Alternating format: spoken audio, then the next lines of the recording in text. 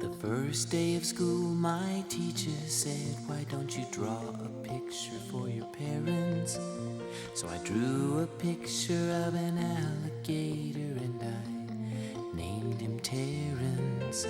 When I gave that picture to my mom, she said, "I love pink alligators." Then she bought some magnets and she put my picture on the refrigerator.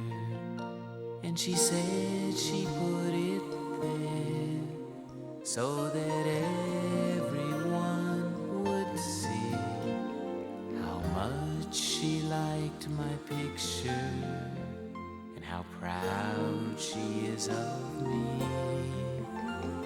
Now when the teacher asks me why a drawing takes so long, I say, 'cause it's a refrigerator picture for my mom. Refrigerator picture for my mom.